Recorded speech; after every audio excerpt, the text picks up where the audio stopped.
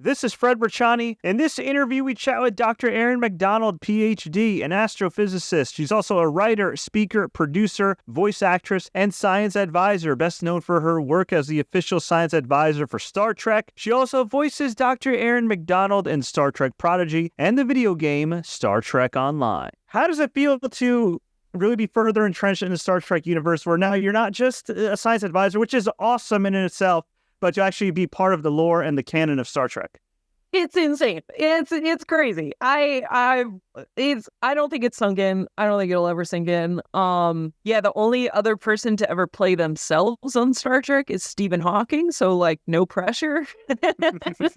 And I just laugh because when I was in grad school, all I wanted to do was work at Starfleet Academy, but that wasn't a thing. I was 200 years too early. And now I do work at Starfleet Academy, so somehow I made that work. How did this all line up for you? Because obviously you have a PhD, you've done some amazing work. You also have a bit of a collaboration with great courses on Audible that's gotten a lot of positive feedback. I added that to my listen list and everything. But what came first for you? Was it a love for space and astrophysics? Was it entertainment? And when did those two fields kind of merge for you as far as making it your full-time thing? I think, as kids, we're all kind of inspired by science, like space and dinosaurs are just objectively cool, and it's what we want to immerse ourselves in all the time.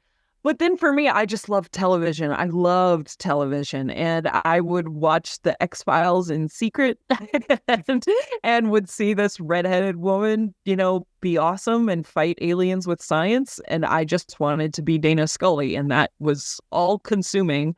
I saw the film Contact, and Ellie Arroway was the coolest woman as well. And so that's what put the bug in my brain that I could go do that, right? We talk a lot about representation on screens, and I was lucky enough, to have that. And so that's what set me down the path of becoming a scientist. And then, as my life goes on, and we can get into more detail as much as you want, but really then coming full circle and realizing that no, I'm not meant to be Dana Scully. I'm meant to create the characters that then inspire people to go into science. So I've always loved television. I've always loved science fiction, and I love teaching really at my core and using science fiction to teach. That's pretty freaking awesome. And you mentioned all those kind of 90s references and everything else. Were you also into Magic School Bus? Oh, yes. And Miss Frizzle is where it's at. Every time I put on a space dress, I'm like, I did it. For sure. So, you have a lot of responsibilities. Obviously, you take things very seriously in all the different fields that you work in. But it hits different when you're also catering to kids, right? Star Trek Prodigy, that does cater to a very young audience and everything. So is there any added pressure, in addition to kind of the high-pressure situations you're in now, where you feel like, okay, I really got to get this right, not just for me, not just for the people I work for, but also the kids that are watching that could be positively influenced by this? Yeah, it's actually why I just loved working on Star Trek Prodigy so much, because I work on all the Star Trek shows, and my job, varies to some degree. Discovery is a very heavy science show, and so there was a lot of focus on getting all the science right. And then with something like Star Trek Prodigy, it wasn't just the science side of it, it was the educational aspect, like you said. And so I loved it. And we, the writers came up with this wonderful character, Rock Talk. They wanted her to be a young girl who wants to be a scientist. And so, for the first kind of few sessions I had with the writer's room, they were like, tell us about Erin, as a little kid, and your journey through science, all the different sciences you tried. How did you land on space? All of these things, and really getting into the minutia of it to help, create this character. And so I just, I take it seriously, but it's not intimidating for me because I know I engage with kids so much. I know how smart they are. And I think a show like Prodigy knows how to talk to kids at the right level. And I love it. And obviously, of course, you've been a science advisor for a while now for Star Trek, which is already a huge honor. But when you found out that you were actually going to be part of the voice cast of Prodigy, which includes Kate Mulgrew and an all-star cast, are you still pinching yourself to this day? Yeah, 100%. I honestly wasn't gonna, I went through the voicing. I did all of the photo stuff so they could create the likeness of me. And I saw the, early storyboards of it. And I wasn't going to believe it until I saw it on the screen. I was like, none of this is going to be real until I've seen it. But yes, I mean, Captain Janeway is my captain. And so now I exist in a universe with Captain Janeway, and the fan fiction has become real, man. That is wild. And a little birdie told me that you're also a Mass Effect fan. Yes.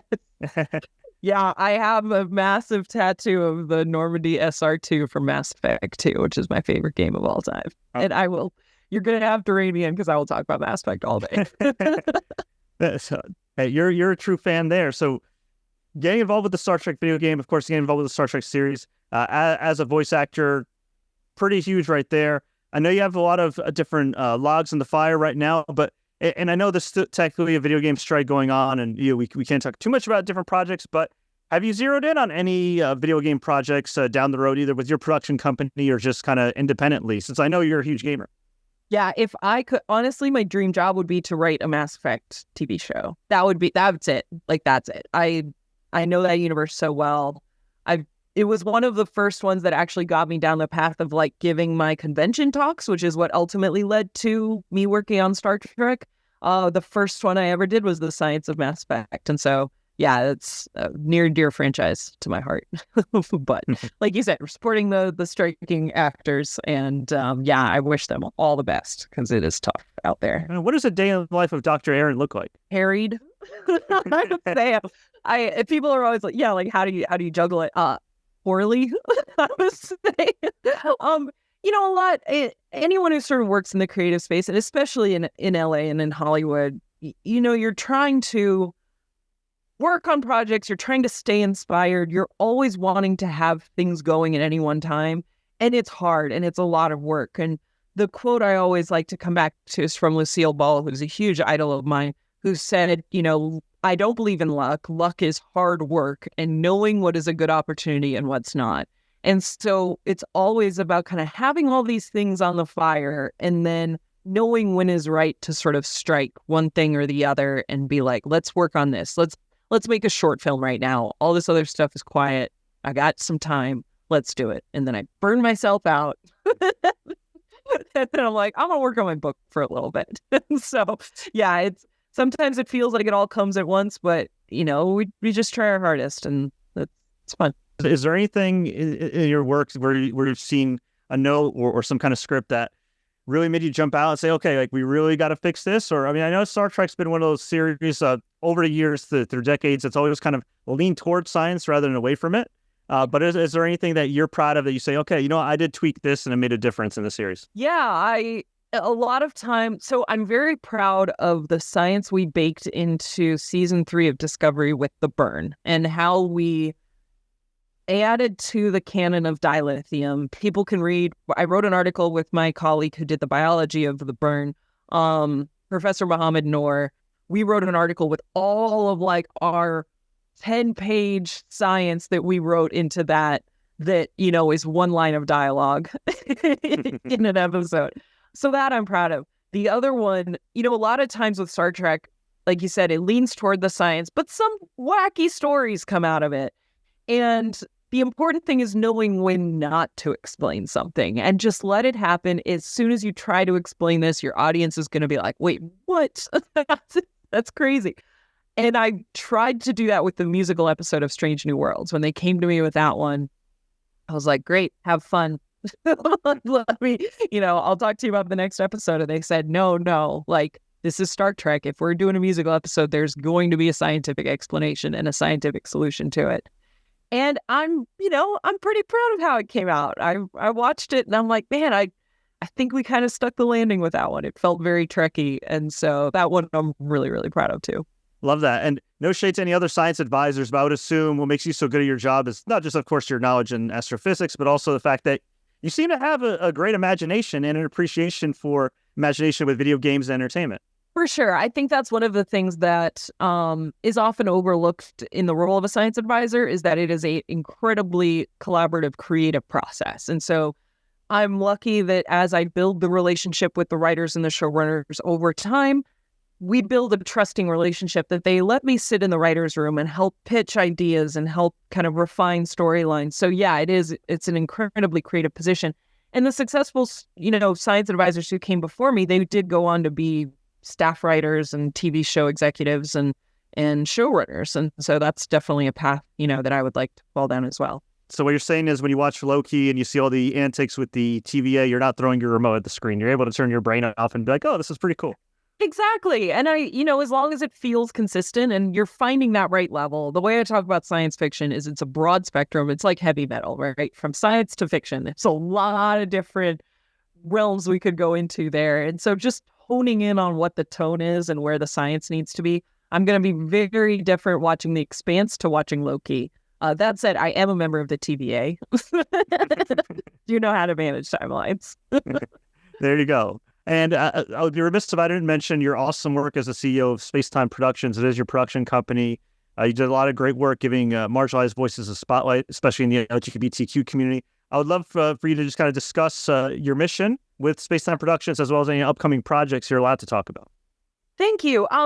So I started the company, like you said, and a lot of it was kind of to manage just my own work in the entertainment industry. And as we were going through the pandemic and talking to friends and trying to think of what we were doing, like I said, looking for those opportunities when they come up, realizing that we're really smart people and we're just waiting for the phone to ring. All of our ducks are in a row. We've done everything right. We've got the agents, we've got the samples, we've got the acting reels, whatever it may be. We're just waiting. And we should make stuff. We are smart.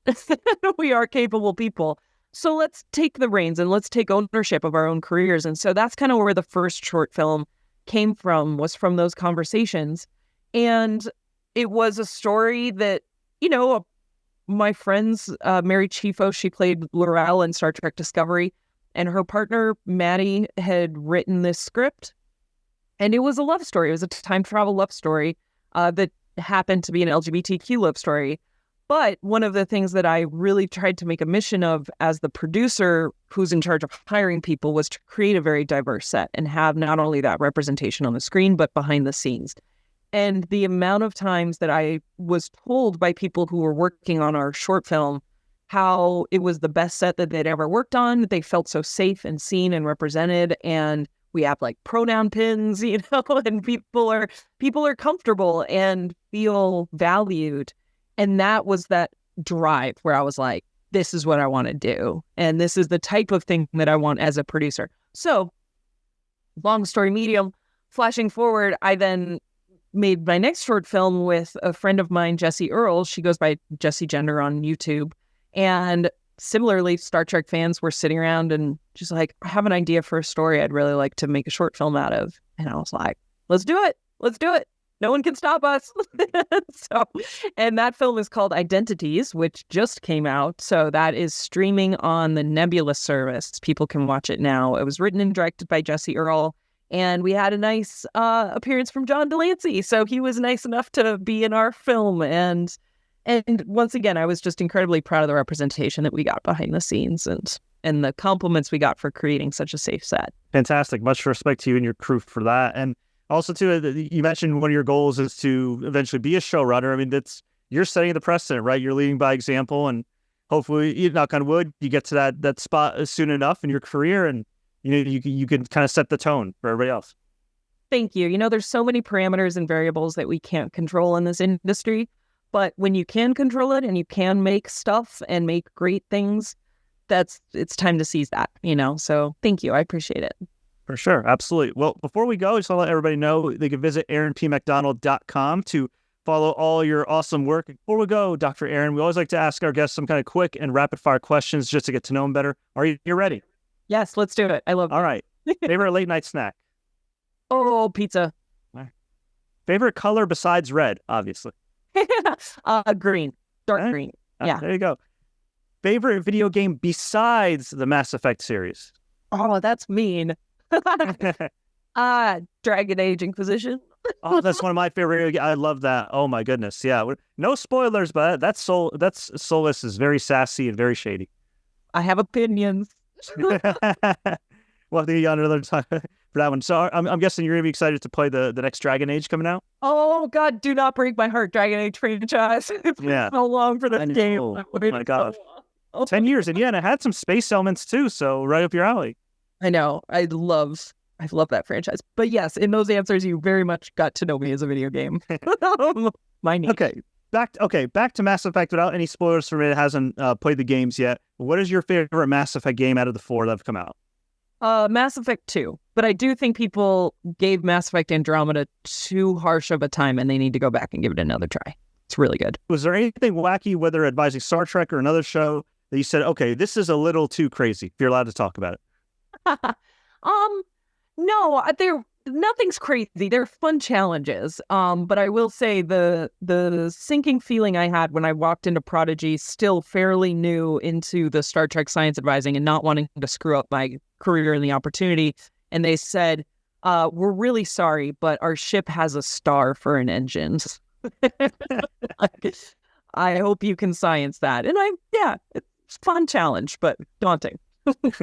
What's your most awkward moment as a voice actor? Most of my voice acting work I've been doing during COVID times. So it's been very isolating in a booth and not really being able to do it. But I will say, because I did get to voice Dr. Erin, we're really creating the Dr. Erin multiverse in Star Trek is what we're doing. But I got to play my character in Star Trek Online under Captain Harry Kim, which was pretty great. And then I did get to say, the line, I'm a doctor, not an engineer. I'm not an engineer, not a doctor. And that was pretty fantastic. So there you go. Yeah, check that out on your sizzle reel. Good stuff. Iconic Star Trek line, yes. What's the best piece of advice you have for success? I kind of shared the Lucille Ball quote about knowing what is a good opportunity and what's not, and a lot of hard work. But I would also say, the piece of advice I got when I started working in the entertainment industry was don't go into this industry to meet your heroes. Go in it to meet your peers and create great stuff together, because then you will become the heroes. And I think that is incredibly true, and just not trying to work with these directors or writers or actors that you idolize, but make the next ones. You are the next generation. And so that's what I would advise. Great advice. And we'll get you out of here on another high note. Why should people watch Star Trek Prodigy? On Netflix. It's amazing. If you are intimidated by Star Trek as a franchise, I get it. It feels like you have to go back to 1966 and start watching it from the beginning. Start with Prodigy. It's accessible, it's fun, it's kind. It is all the best elements of Star Trek. And when you finish that, you will have gotten through Star Trek 101. So that's what I recommend. Amazing. Well, Dr. Erin, thank you so much for your time. It was a pleasure to learn about your journey and, of course, all the awesome work involved in Star Trek. Before we let you go, where can we find you online, and where can we find you next? Watch Star Trek Prodigy. And I don't really have stuff immediately coming out. It all just came out, as these things do. But people can find me online. I'm at Dr. Erin Mac, DrErinMac, on Instagram and on Blue Sky, which is a very fun place. If people aren't there yet, they should go there. And that's it.